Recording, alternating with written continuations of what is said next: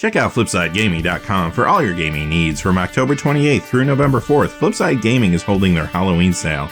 During this time, when you use the promo code HEROES, you will receive 15% off all orders over $10 instead of the usual 10%.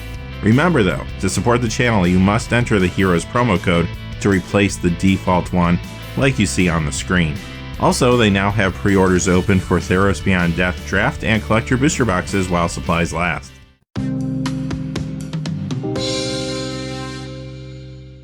Hey there, this is John from Heroes and Legends, and welcome to this special edition of the Magic the Gathering Market Watch. This is our Picks of the Month video. Obviously, we do one of these each month, but this month's topic is everybody's favorite undersold block from back in the day, the Lorwyn Shadowmoor block.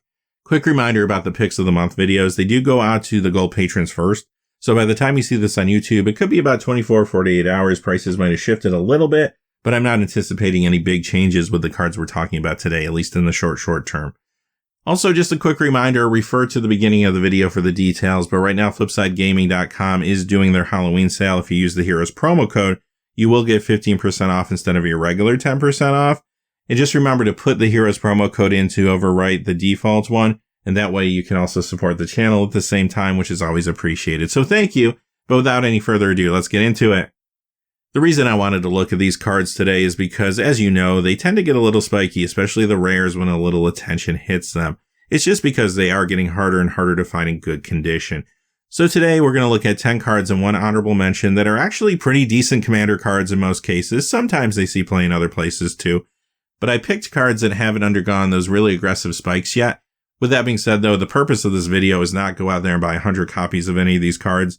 It would be especially risky since they just announced there's going to be even more Commander products next year with a lot of reprints. But if you see anything here that maybe you were thinking about picking up for a Commander deck but been putting it off, this is a reminder that you might want to go ahead and pick up that card sooner than later because there is potential for growth there. Also remember, this is not a strategy video. This is a video about cards that could be going up in value at some point. So we're not necessarily talking about the best competitive cards or anything like that. But again, cards that could appreciate in value down the road. Okay, here's our honorable mention, and this is the only card that you're going to see today that has been reprinted. It is Glen Elendra Liege. Shadowmoor costs about $272 right now. The one from Planechase 2012 about $217, and the one from Planechase Anthology $263. So even though the Shadowmoor card is getting harder and harder to find, the reprints also were not super plentiful, being from these Planechase sets, both 2012 and Anthology had relatively low print runs compared to say like a standard set, right? So because of that, prices are relatively comparable across the board here. The reason I chose this card was because I was a little surprised that it didn't spike more. It did go up a little bit, but I really expected a bigger spike when people started building around Alila Artful Provocateur in Commander. And perhaps when more copies of that card get out there into people's hands, this could potentially spike, just because it's going to be great in those type of builds. And it doesn't have to be in a fairy build to be a great card. Anytime you're playing blue and black creatures, this is going to fit in very nicely. And also, remember, some other big decks would like this, like the Yuriko, the Tiger Shadow builds, for example. Ninja decks love this card. It is a knight, but right now the blue is a little awkward when it comes to knights, because for the most part, those knights builds are Mardu colors being built around Sir Gwyn, Hero of Ashvale. But regardless, this is going to be a fantastic card and is going to gain value in the future, I have no doubt. Okay, on to our 10, and these are in color pie order, not necessarily any kind of number ranking. So our first one is Knowledge Exploitation at $3.55 from Morningtide. This is great in fairy decks, so again, I think as more people start to build around Alila Artful Provocateur, this could go up. But also, this is great in ninja builds too.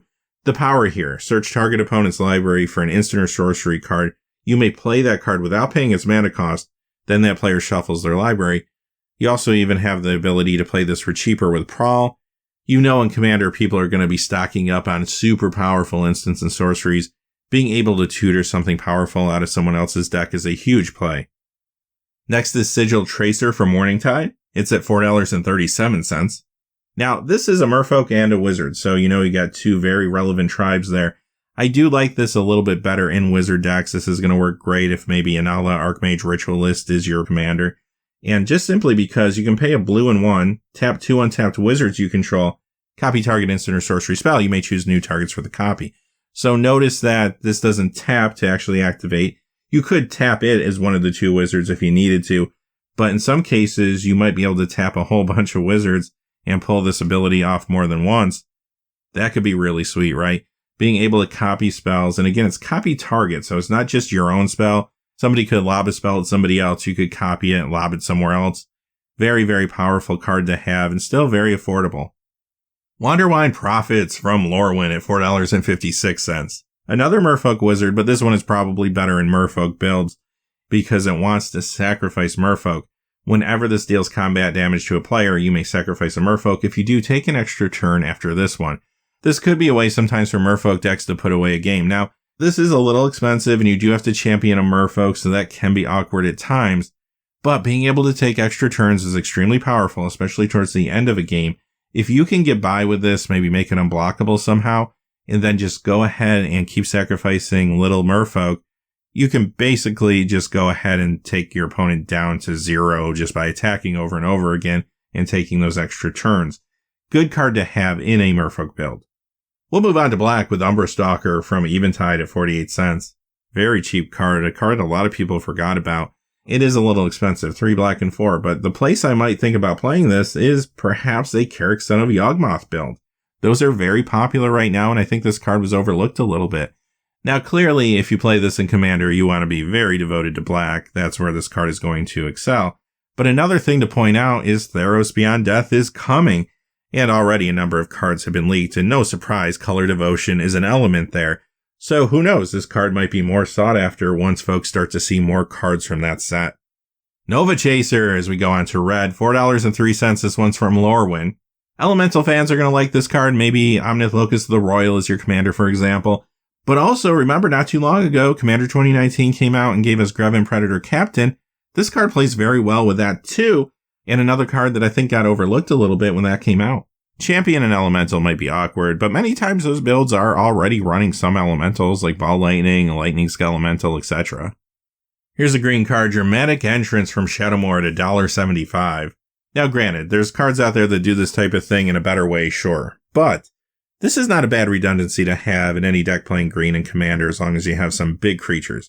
We know how powerful green is in the format, and yeah, being able to take a huge creature that has some green in its casting cost out of your hand and putting it right into play at instant speed, nothing wrong with that.